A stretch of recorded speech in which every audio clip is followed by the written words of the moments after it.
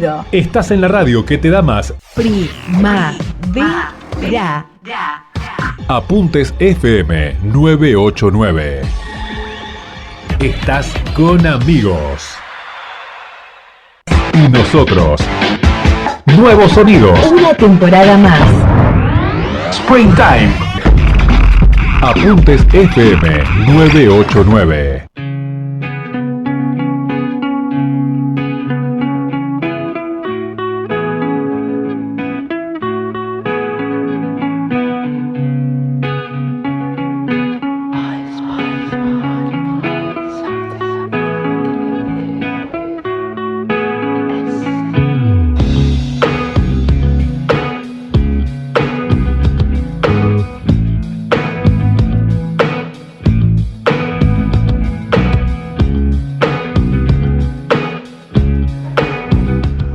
Hola a todos, ¿cómo están? Un nuevo episodio de Historia en tus oídos, el tercero de esta secuencia. Y hoy tenemos un invitado muy especial, un amigo con el que tuve el gusto de trabajar varios años y obviamente que siempre mantenemos el contacto. Un héroe de la historia, digo yo, porque se dedica a rescatar la historia local de nuestra localidad, de nuestras localidades, de 3 de febrero. Nosotros estamos transmitiendo de Santos Lugares ahora, y Santos Lugares integra, para los que no son de la zona, es una de las localidades principales del partido de 3 de febrero, provincia de Buenos Aires, Argentina. Así que estés escuchando, donde estés escuchando este programa en vivo o el podcast consecuente, estamos con Horacio Calegari y vamos a hablar de la historia de 3 de febrero. Hola Horacio, ¿cómo estás? Hola, buenas tardes a todos. Es un gusto poder acompañarte en este momento. Mi nombre es Adrián Murano y con Horacio vamos a hacer una pregunta fundamental. Yo siempre le recalco la importancia de su labor que desarrolla desde muchísimos años, paralelamente a sus actividades profesionales, que es la de rescatar la historia local. ¿Desde cuándo viene esto, Horacio? Y hace unos 45 años más hace o poquito. Menos que venimos juntando papelito tras papelito, tratando de que no muera el ayer, de saber cómo se genera 3 de febrero, por qué el movimiento autonomista que lleva a la independencia, a la segregación del partido de General San Martín, al cual pertenecimos, hasta el 15 de octubre del 59. Vos naciste y viviste toda tu vida en 3 de febrero, Horacio. Claro, pero yo nací cuando esto era San Martín, porque nací en el 37, así que ya hasta el 59 vivo en San Martín. Y el 59, sin mudarme, paso a ser de 3 de febrero. Un municipio, nosotros, bueno, somos municipios vecinos, del que estuvieron juntos en un momento, como bien dice Horacio, y con el que estamos muy vinculados. Estamos en la zona noroeste de la cercanía de la ciudad de Buenos Aires, Argentina. Y bueno, Horacio, estas tierras, originalmente, la campaña bonaerense, ¿qué se sabe de estas tierras antes de ser 3 de febrero, antes de ser el partido de San Martín incluso? Bueno, mirá, el hecho más trascendental de la historia argentina, hasta diría sudamericana, por las implicancias que tuvo, se produjo en estas tierras. Lo que fue el 3 de febrero de 1852, la batalla de Caseros, en que el general Urquiza derrota a las huestes del general de Rosas. Rosas se aleja del campo de batalla. Su yegua, Victoria, la que así había llamado en homenaje a la reina de Inglaterra, mete una de sus manos en una vizcachera, el jinete rueda, cae, ¿y qué pasa? Un almacén de ramos generales, una vieja pulpería que estaba en la zona, alertado el dueño de este accidente, le pone el trompezón. Trompezón, así. Desvulgarizado el término, aún en nuestro día lo tenemos presente como la estación Tropezón del ferrocarril Urquiza. Ferrocarril Urquiza, que está justo en gran parte nos divide actualmente de San Martín de 3 de febrero. Y bueno, a raíz de esta batalla, decías en nombre de la reina de Inglaterra, le puso a su yegua. Rosas, que era muy nacionalista en muchas cosas. Bueno, después emigra a Inglaterra, no emigra a España ni a Paraguay, a otros países. Va a Inglaterra. Es más, la noche de la derrota de Caseros se hospeda o se aloja en la casa del cónsul inglés, en Bolívar, a 2 cuadras de la Plaza Mayor, de la Plaza de Mayo hoy. Y de ahí directamente va el Centaur, que era el barco con el que viajó a Europa, y ya nunca más regresó. Es decir, muchos años después sus restos fueron traídos, pero él murió en Inglaterra. Con Menem, ¿no? Con Menem. Con Menem fueron traídos. Y además de la batalla, que bueno, hoy está conservada muy bien la casa de don Diego Casero, que era, bueno, don Diego Casero. Hablamos un poquito de don Diego Casero y sus tierras. Mirá, don Diego Casero fue un terrateniente que para su época fue un avanzado, si se quiere.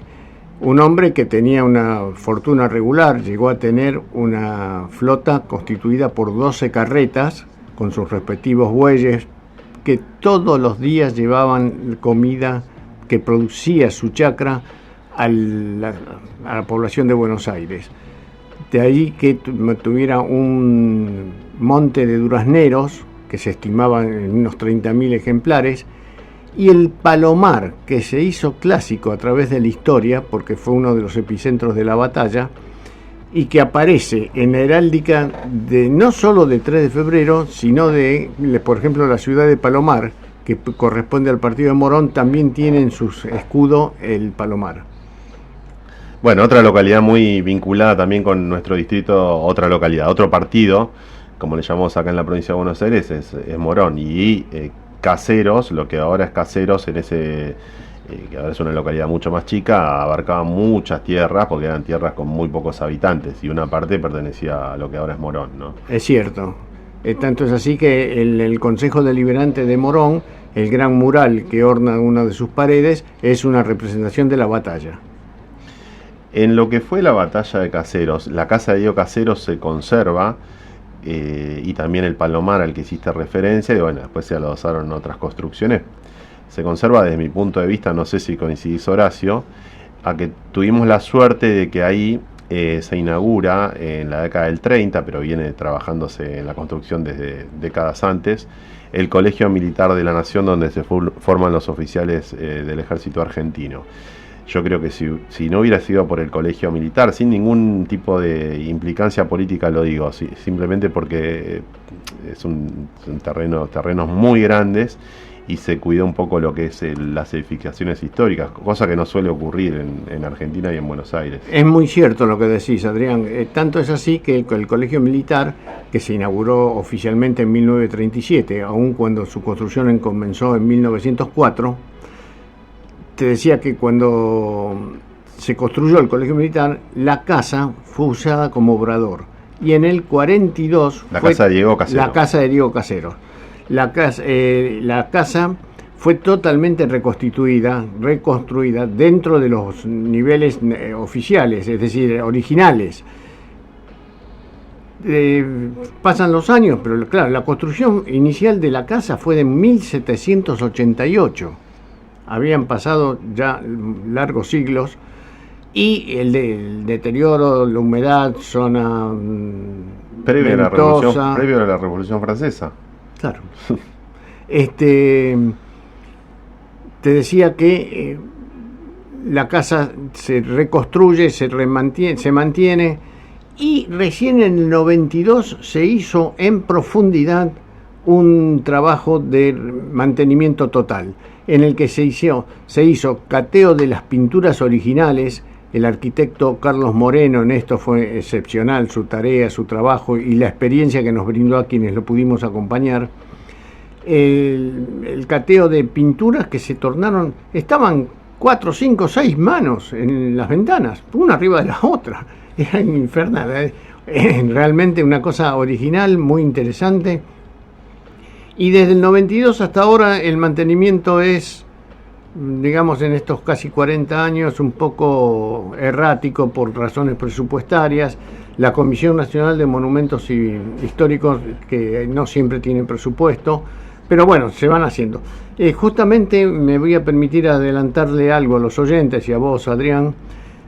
Hace 48 horas el intendente de 3 de febrero, el señor Diego Valenzuela, tuvo la deferencia de comunicarme que mantuvo una reunión con la gente del Colegio Militar, fotos inclusive documentan eso, y que la 3 de febrero se va a hacer cargo de la puesta en original de la casa en el año que viene.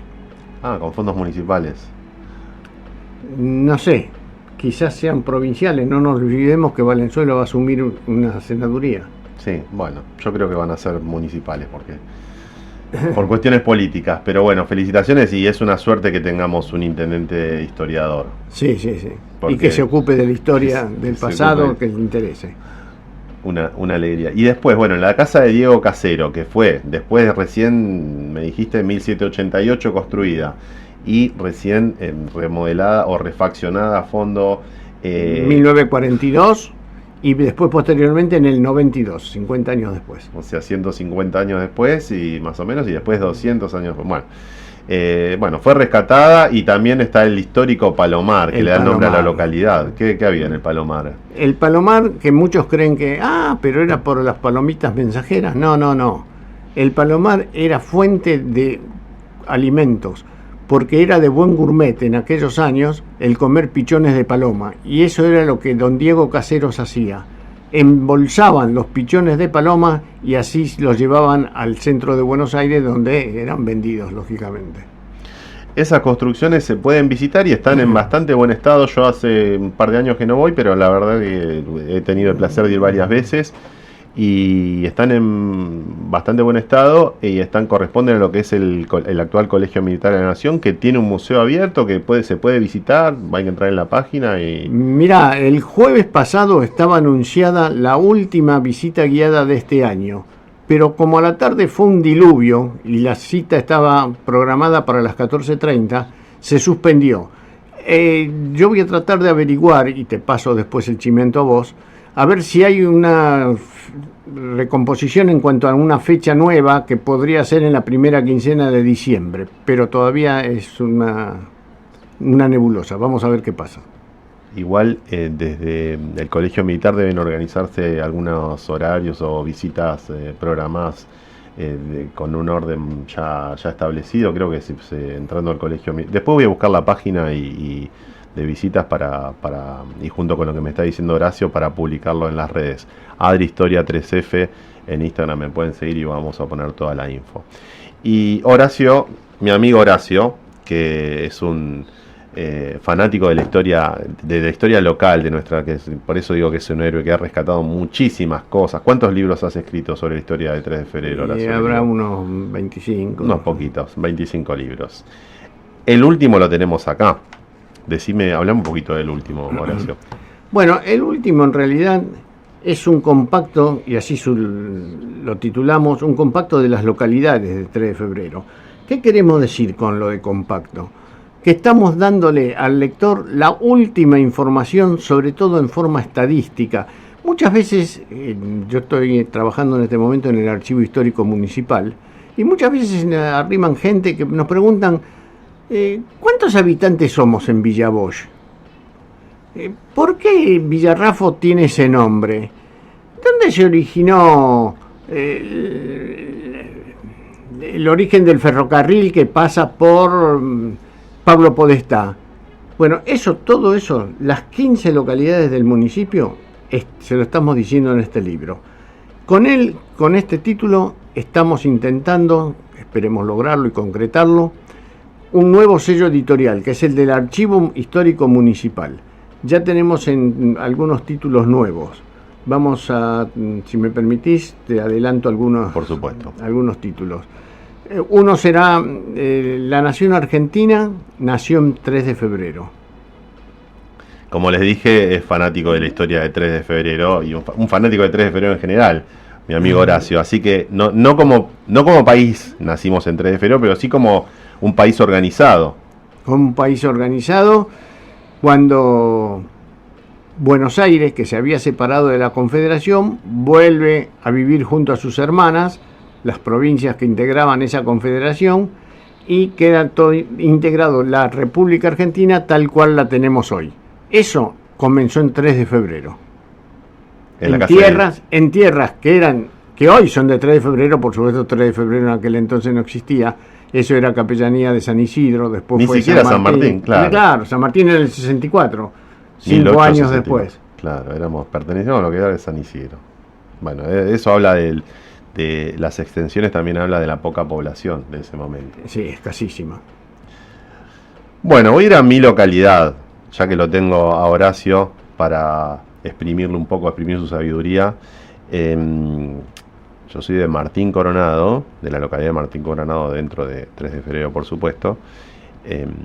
Y siempre me llamó la atención una construcción que parece medieval, está hecha con ladrillos, no con piedra, pero parece medieval. Y escuché infinidad de versiones sobre esa construcción que está ubicada en lo que fue la casa de un escritor importante rioplatense. ¿Sabes de qué construcción estoy hablando, no, querido Horacio? Sí. El castillo de los Bayoneses. El castillo es una imitación de un castillo francés. Está hecho a imitación de una arquitectura francesa, bien lo decís vos, y eso lo usaban los curas de Bayoneses, los integrantes de la congregación.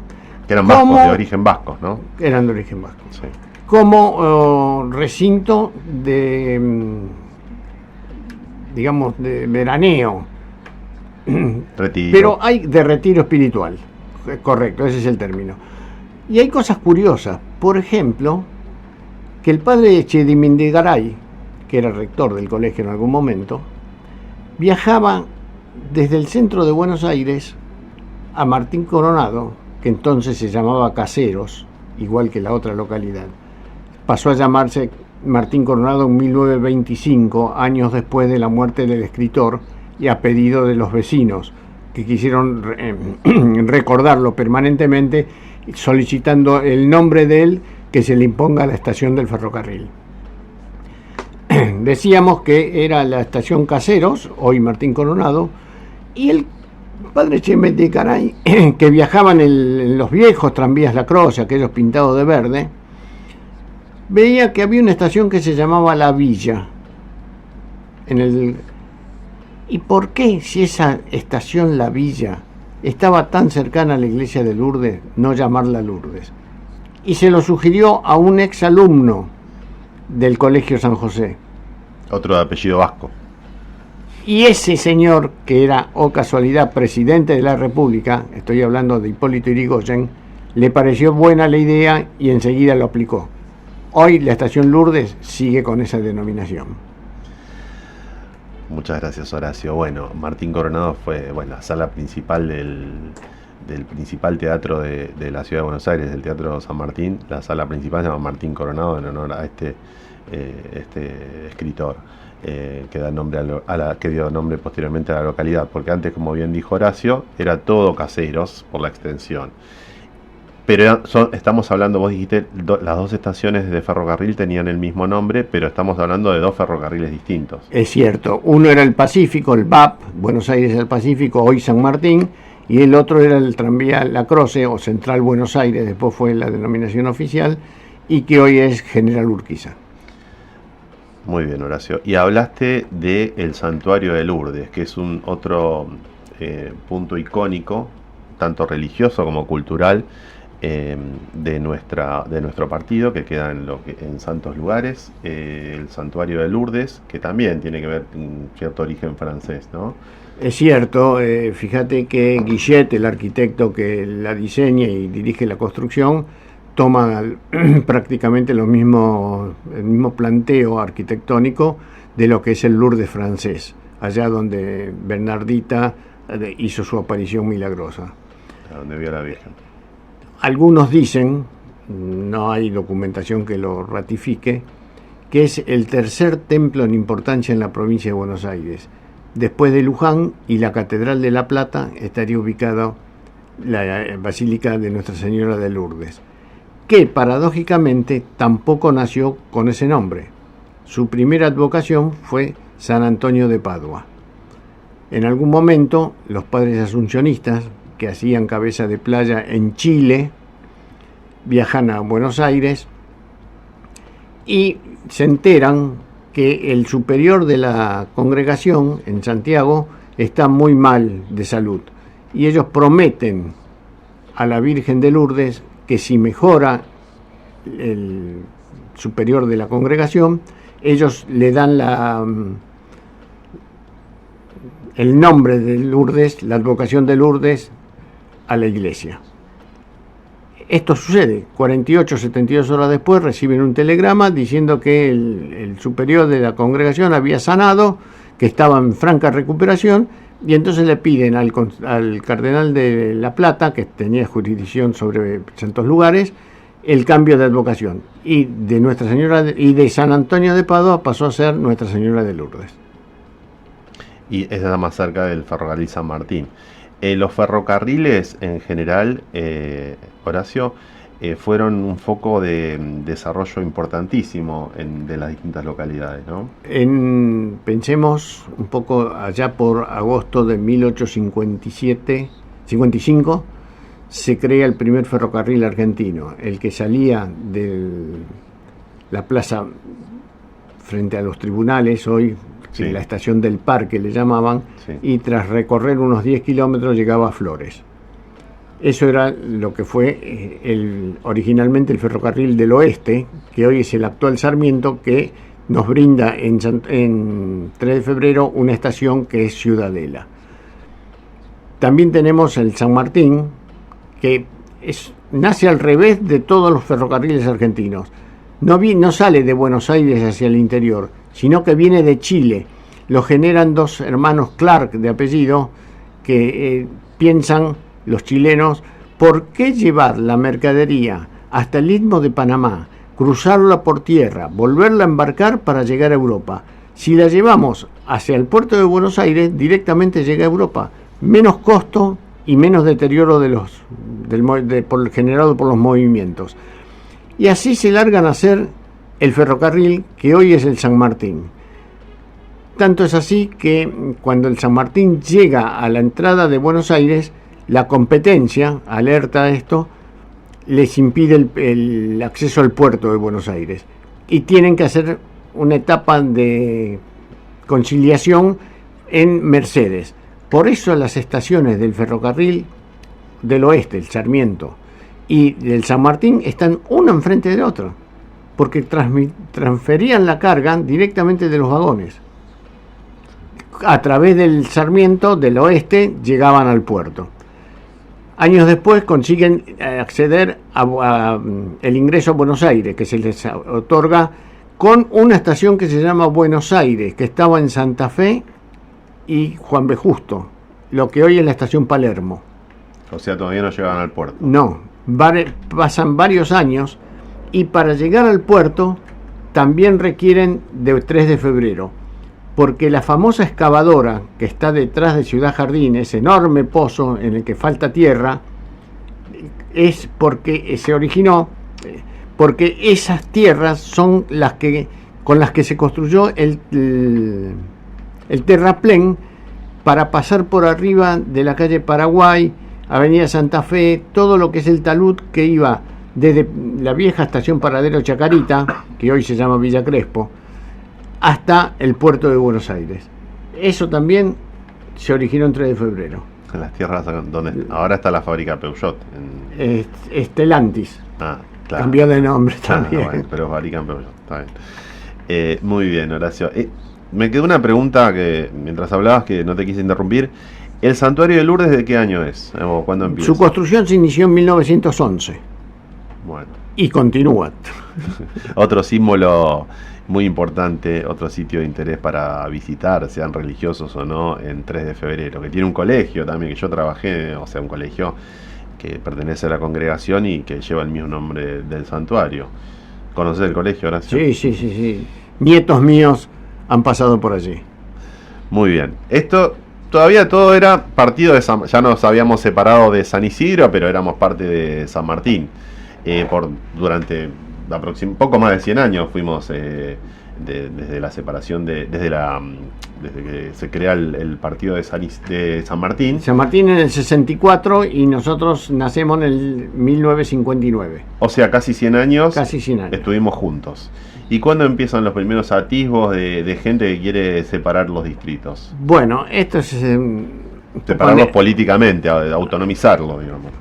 un poco anecdótico. Es bastante interesante saber que todo esto se inició en 1921, cuando un vecino de Caseros, a la sazón director, presidente del Consejo Deliberante, don David Magdalena, asume en reemplazo del intendente que por cuestiones de vacaciones o enfermedad se alejó transitoriamente del cargo, y tuvo acceso a una documentación en la que él pudo advertir que un 30 y pico, casi 40% de los ingresos estaba dado por la segunda sesión electoral.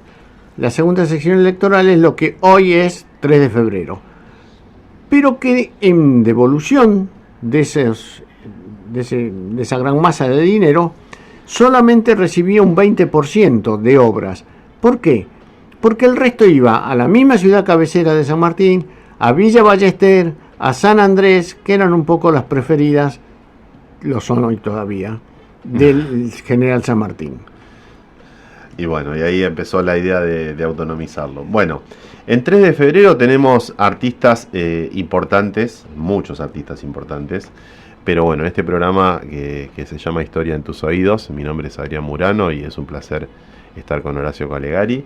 En este programa en el que ejercitamos los oídos, nos dedicamos más que nada a contar historias de la historia y a escuchar música.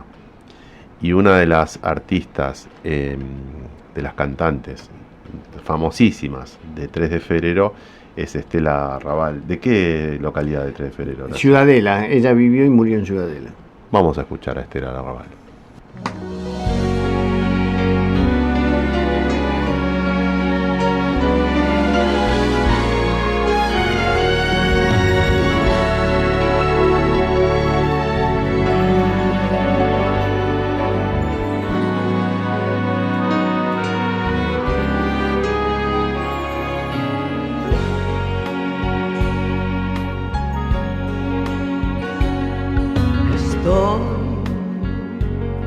Mirando atrás y puedo ver mi vida entera y sé que estoy en paz, pues la viví a mi manera.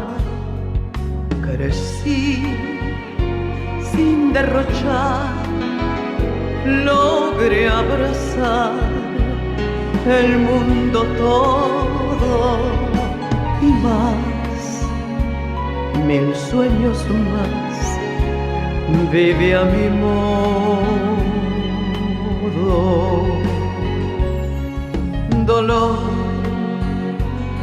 lo conocí y recibí compensaciones, seguí sin vacilar, logré vencer las decepciones. Mi plan jamás falló y me mostró 1001 recuerdos y más, 1000 sueños más, bebe a mi modo. Esa fui yo que al elegir hasta el azar quise perseguir.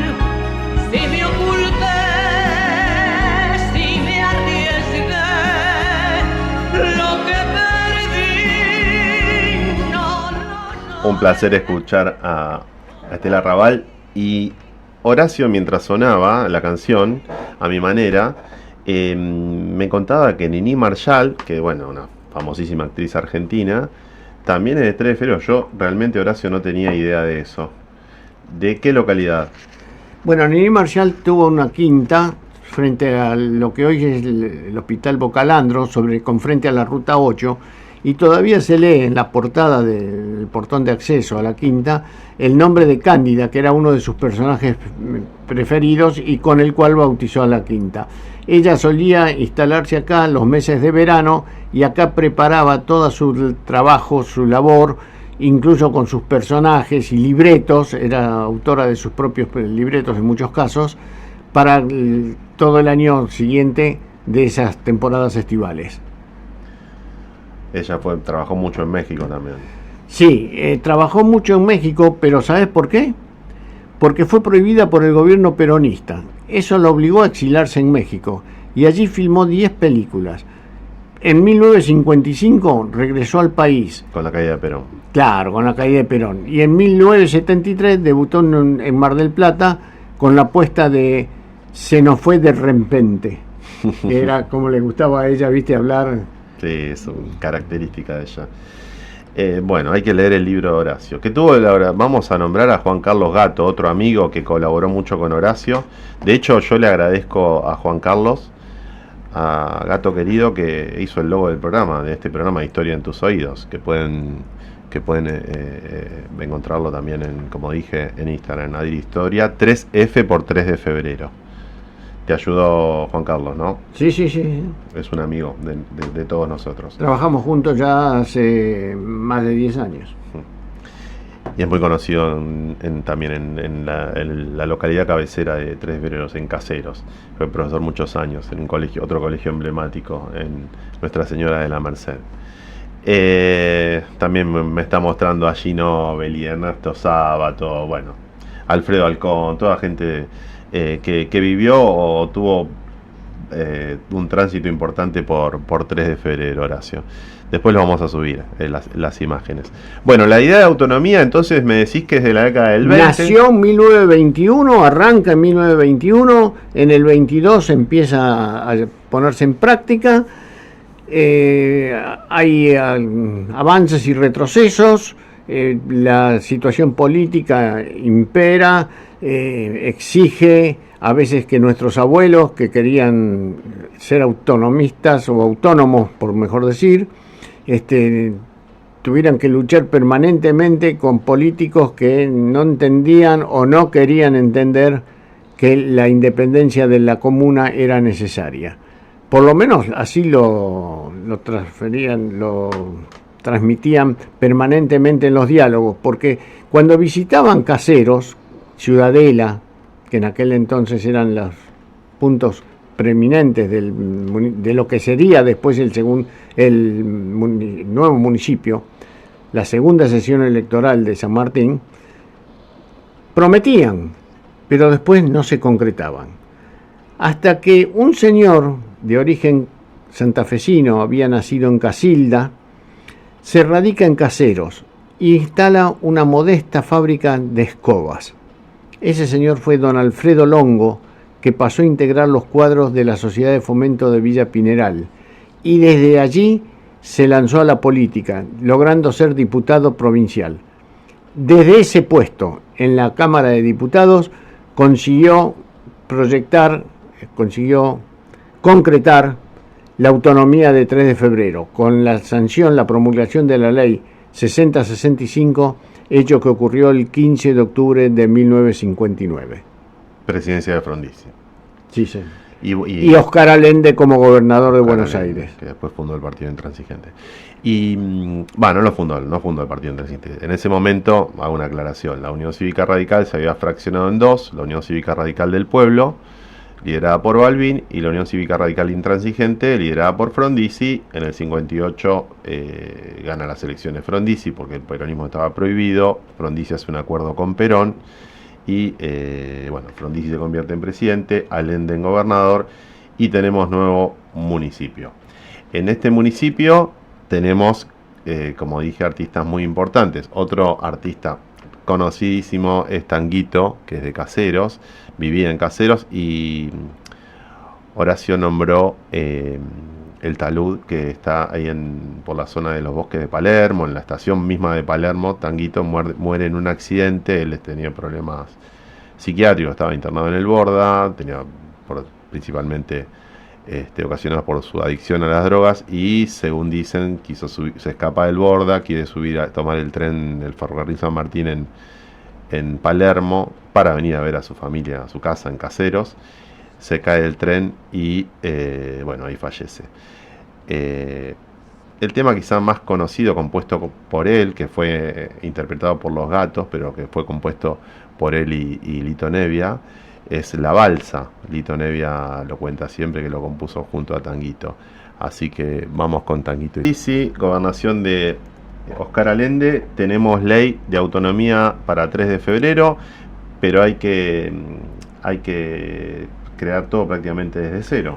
No había nada, ninguna base ni material, solamente el entusiasmo de un grupo de gente que además después empieza a dividirse, porque el núcleo de Ciudadela quería ser cabecera y también quería ser cabecera el núcleo de Caseros. Es decir, ahí hay todo un tira y afloja hasta que se resuelve que sea Caseros la cabecera del nuevo municipio. ¿Se elige por posición geográfica principalmente? Sí, me imagino, y por el contenido de varios aspectos: el educativo, el financiero, la presencia de bancos, de industrias, de comercios, de transportes, de escolaridad. Es decir, exigen para el Gran Buenos Aires, exigen un mínimo, la ley lo exigía por lo menos 30.000 habitantes para ser declarado ciudad, cosa que después ya en el interior de la provincia con 10.000 es suficiente. Claro, son más suburbanos. Bueno, entonces, ¿cómo se va formando las instituciones? Las instituciones están Mira, tomemos un dato de color. Para generar la asunción de las primeras autoridades que fueron enviadas desde La Plata para armar el nuevo partido, el nuevo municipio, hubo que pedirle prestado un mueble y una docena de sillas a un comité político de Villa Bosch. No existía nada, no teníamos nada. Tanto es así que después por años, el asiento de los intendentes, comisionados, interventores que hubo, fue una vieja escuela que estaba en la calle Medina. Hasta que en 1963 se aprueba un diseño en un concurso público cuya autora fue la arquitecta Odilia Suárez. La construcción de esa epopeya trefebrerense que fue construir semejante monstruo demoró 20 años. Y en esos 20 años hubo de todo, desde correcciones en los planos, desde modificaciones permanentes y hasta la aparición del primer habitante de 3 de febrero, un toxodonte que fue encontrado a 7,5 metros de profundidad cuando se estaban haciendo las excavaciones. Ese bicho había vivido acá, en las tierras de lo que hoy es en nuestras pampas, 12.000 años antes. Hoy están antes sus que restos. Diego Casero. Sí, sus restos están en el Museo de Ciencias Naturales en el Parque Rivadavia. También se puede visitar. Entonces, bueno, en el 63 se empieza a construir. Interesante, una mujer en esa época a cargo de la construcción. Sí, una cordobesa muy inteligente. Ella y Eduardo Zurruil, que tenían una sociedad de hecho, también arquitecto, fueron los promotores, o digamos el alma. Sí, los impulsores. Los impulsores. Bueno, pero bueno, eso en el 63 se aprueba, pero las oficinas del intendente no están en. Las oficinas del intendente recién en el año 83. ¿Dónde funcionaban mientras? En la escuela. En la escuela, todo este tiempo en la escuela. Sí, un desastre. Y además desperdigadas las oficinas por un montón de lados. Todavía algunas quedan dando vuelta, como Cultura, que está a 6 cuadras del municipio. Hay muchos desmembramientos porque el edificio es hermoso, pero bueno, también por el crecimiento del distrito hay cosas que va quedando chico también. Suele ocurrir con los edificios municipales. Incluso con el principal edificio institucional de Argentina, el Poder Ejecutivo Nacional, también pasa lo mismo. Los ministerios no funcionan en la mayoría en lo que es la Casa Rosada. Muy bien, tenemos edificio municipal y tenemos una rica historia también futbolística. Tenemos, ¿cuántos clubes en primera división tenemos? Bueno, en primera división en realidad hoy el fútbol está tan dividido que yo ya no sé cuál es primera división y cuál es... Primera división, pero digamos de fútbol profesional. De los clubes de la AFA hay 3 que tienen sus canchas en 3 de febrero. El más antiguo del fútbol argentino, que es Estudiantes de Buenos Aires, después pasó comúnmente a ser denominado Estudiantes de Buenos Aires, de Caseros, porque su estadio está en Caseros. Almagro, que tiene la particularidad de ser el único club del fútbol argentino que tuvo entre sus jugadores un presidente de la República. Arturo Frondizi fue jugador federado de Almagro. Y el tercero, es Justo José de Urquiza. Pero Urquiza es en realidad el único trefebrerense, porque mientras que Almagro y Estudiantes vienen de afuera y se radican en nuestro municipio, Urquiza nace como por la fusión de 3 o 4 entidades menores en Caseros. Tiene su estadio, su cancha, era muy demasiado pretencioso, ese es el término, demasiado pretencioso llamarle estadio, era una canchita que estaba al lado de las vías del ferrocarril, y finalmente la municipalidad les otorga unos terrenos cerca en el barrio El Libertador, cerca del Camino del Buen Aire. O sea, bueno, por más que Horacio tenga su corazón con Almagro y yo con Estudiantes, que es el club, el Estudiantes más antiguo, porque, bueno, los hinchas de Estudiantes decimos que no es Estudiantes de Buenos Aires ni Estudiantes de Caseros, es Estudiantes a secas, porque después vinieron los otros estudiantes, como, bueno, obviamente Estudiantes de La Plata. Pero por más que tengamos esa simpatía futbolera, él por Almagro y yo por Estudiantes, hay que reconocer, Horacio, que ninguno de los dos nació en 3 de febrero. JJ Urquiza sí. Sí, es lo que Así que bueno, muy bien. Hay otro artista, hay muchos artistas en 3 de febrero, pero vamos a ir con Gustavo Santaolalla y su banda Arco Iris, que hizo otra famosísima canción, en muchos éxitos. Gustavo, que ha musicalizado películas en Hollywood, ha trabajado con artistas de la talla de Gustavo Cerati, pero bueno, con su banda Arco Iris ha hecho este inmenso hit.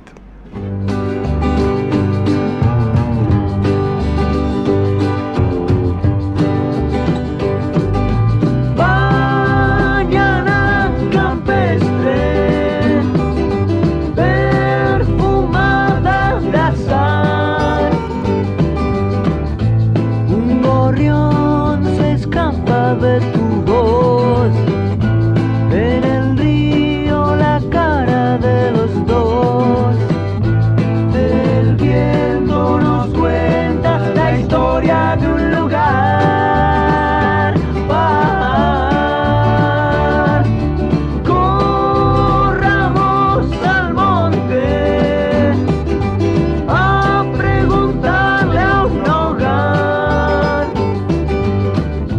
si es verdad que llueven rosas de cristal, si la luna se ha ido a pasear. El viento nos cuenta la historia de un lugar. Bueno, mañana campestre con Arco Iris, Gustavo Santaolalla, de 3 de febrero, más precisamente de la localidad de Ciudad Jardín, una hermosa localidad cuyas calles he recorrido mucho, que nació en la década del 40, Ciudad Jardín, Horacio. 1944 se instalan los primeros habitantes. Paradójicamente, como ellos, el matrimonio Zimmerman con su hija y el arquitecto Behrens fueron los 2 primeros núcleos familiares en llegar a Ciudad Jardín, llegaron el 29 de febrero.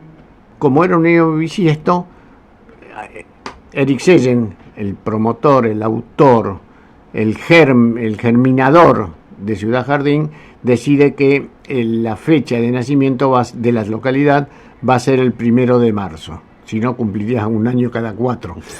Así que, bueno, el 1 de marzo de cada año, Ciudad Jardín agrega una velita más a su torta. Es una localidad que fue planificada, es modelo en muchas ocasiones. En realidad fue copiada, es la primera Ciudad Jardín de Latinoamérica. Y se construyó sobre el viejo diseño que la familia Pereira Iraola había hecho del Parque Richmond. Ellos habían sido los dueños de todas esas tierras, los mismos Pereira Iraola que le donaron parte de sus tierras al colegio militar.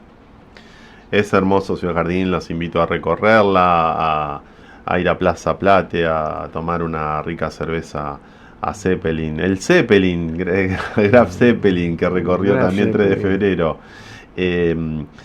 Y unos artistas también de Ciudad Jardín, de 3 de febrero. Fue una banda que ya no están juntos, pero tienen una cantidad de temas también icónicos del rock argentino. Son Los Piojos. Vamos con Los Piojos. Ahora que estoy vacío, ahora que no hay canción, toda la luna cabe en mí.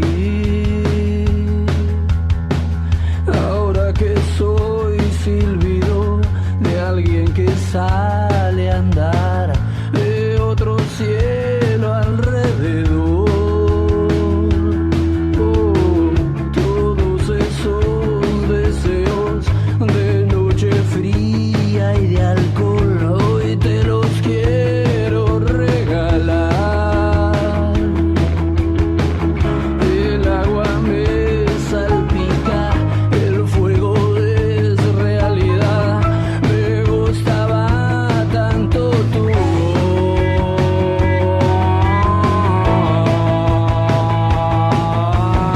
Muy linda canción, Pacífico de Los Piojos. Horacio, no hablamos de tu patria chica más cercana, porque vos, si bien estudiaste en el Colegio Nacional de Buenos Aires, lo puedo decir, ¿no? Aprovechando el ferrocarril, porque seguramente Sí. ibas en el ferrocarril San Martín en esa época Sí, a sí. estudiar. Horacio estudió en el Nacional de Buenos Aires, pero siempre vivió en Saespeña. ¿En la primaria dónde la hiciste? ¿En Capital? No, en Cespeña, lo que hoy es la escuela 44, que en aquel entonces era 66. Nunca entendí por qué el cambio de numeración, porque cambió el municipio, entonces la reestructuración, pero nos vuelve loco. Esto, como los cambios, yo repruebo los cambios de nombre en las calles, que genera problemas para los habitantes, para los frentistas de las calles, sobre todo el comercio, que tiene que cambiar sus membretes, sus sellos. Y también es perder un poco la historia. Las calles tienen su nombre y los edificios y las escuelas en este caso, y no, yo también coincido. Hay que mantener la tradición histórica, no por ser conservado, sino por conservar justamente la memoria. ¿Y cómo nació Saespeña, Horacio? Mira, Saespeña es una curiosidad, porque el nombre se origina en una ley del Poder Ejecutivo firmado por Figueroa Alcorta, por la cual se le da el nombre a la estación. El ferrocarril, que eran capitales ingleses, solicita al Poder Ejecutivo autorización para construir una estación, lo que dice en el kilómetro 11. ¿Por qué el kilómetro 11? Hoy es kilómetro 17 Saespeña, porque hoy lo dije, nacía el ferrocarril en Palermo, después se extendió a Retiro y ya cambió todo el kilometraje. Pero dice claramente la ley que se le autoriza, y la cual llevará el nombre de Saespeña, en homenaje al doctor Luis Saespeña, que acaba de fallecer. La ley tenía la fecha 10 de diciembre, el día 4 había muerto Luis Saespeña. Nosotros tenemos, bien la aclaración de Horacio, nosotros tenemos más en la memoria a Roque Saespeña, Es cierto. que es el impulsor del voto secreto y obligatorio, la famosa ley Saespeña, pero ese es Roque, que fue presidente en 1910. Hijo de Luis. Hijo de Luis, que también fue presidente en la Sí. década de 1890. La característica de Luis es que fue el único ciudadano argentino que integró los tres poderes, el ejecutivo, el legislativo y el Judicial. judicial. Luisa Peña. Muy bien. Bueno, un placer, Horacio, tenerte conmigo, con todos nosotros.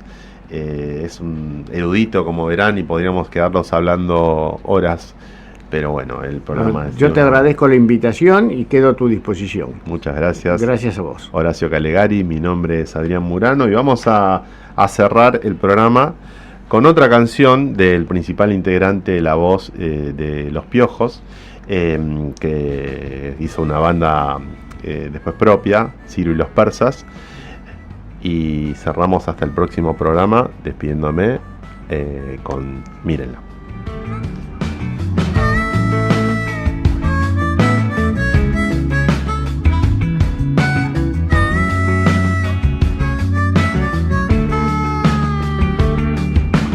Mírenla, mire, mire, mire, mírenla, mírenla, ella está tan sola.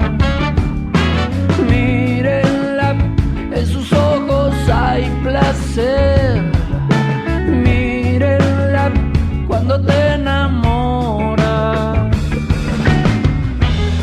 Ella viene desde lejos, vive de jugar con tu ilusión.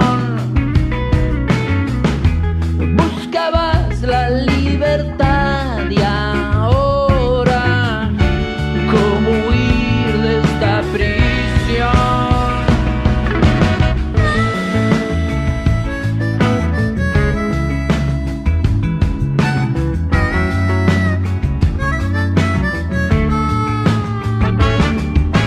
Mírenla, mire, mire, mire, mírenla, mírenla, ella está tan sola.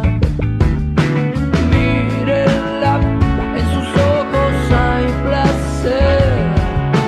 Mírenla, cuando te enamora.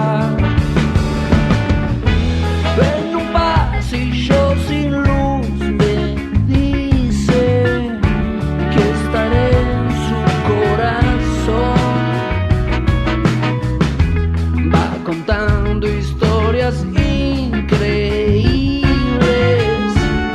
de locura y de pasión. Ella va buscando ser la reina de una noche, larga noche sin final. Ella quiso ser rebelde y bella y en la tina descansar. Y ahora que has quebrado un hombre ciego, nena, que en tu cielo creyó ver. Oís más. Sentís más. Vivís esta temporada al máximo. Primavera, Apuntes FM 98.9 MHz. Primavera.